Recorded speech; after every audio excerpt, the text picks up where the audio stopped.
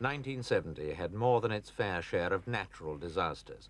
Early in June, the coastal strip of northern Peru was devastated by the worst earthquake in the country's history.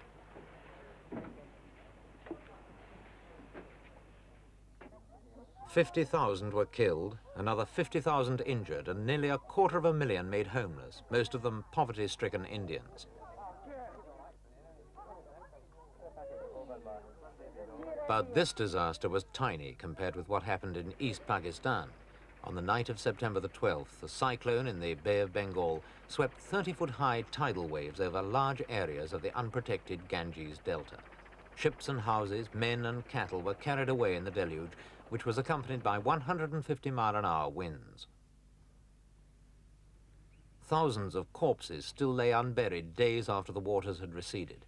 No one will ever know how many died. The official count is over 200,000, but the real figure is probably 3 or 4 times this. The catastrophe left over 2 million people with nothing to eat but decaying rice.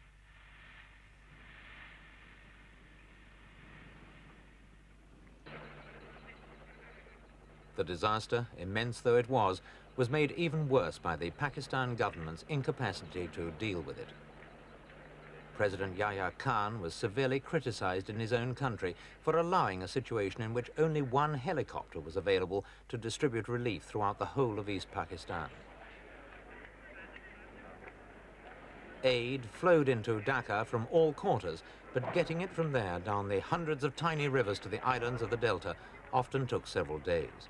When it finally arrived, the victims of the second biggest natural disaster in history were so starved they crammed raw grains of rice straight into their mouths.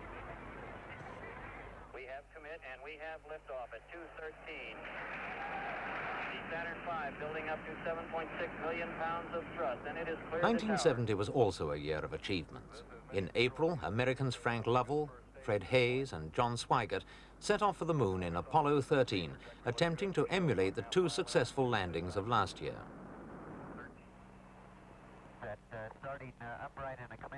At first, all went well, and the crew were soon sending back from the capsule the routine television pictures to which the world has so quickly become accustomed. It was when they'd nearly reached their destination that the accident happened. Fred Lovell reported laconically to Houston Control. Right by the high gain antenna, the whole panel is blown out, almost from the base to the engine. An oxygen tank had exploded, draining the command module of its power and life-giving air. The astronauts had to steer their crippled ship home using only the resources of the tiny lunar module. When they landed back on the deck of the recovery ship Iwo-Jima, the whole world joined the cheering.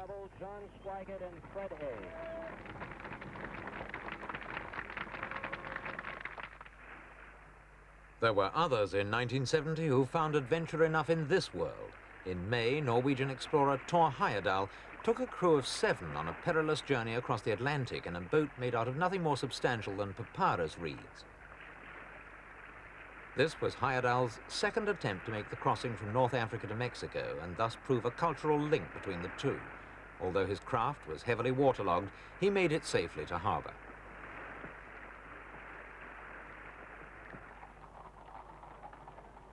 The year saw a unique political development in Latin America. In September, Dr. Salvador Allende was elected president of Chile, the first Marxist head of state on the continent to achieve power by democratic means, a portent perhaps of things to come.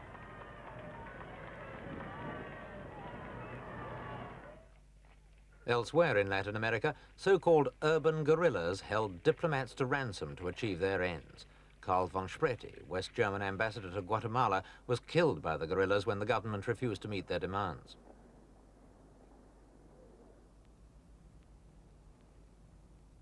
Von Spreti was not the only victim. In August, Dan Mitrione, an American security advisor in Uruguay, met his death in a similar way.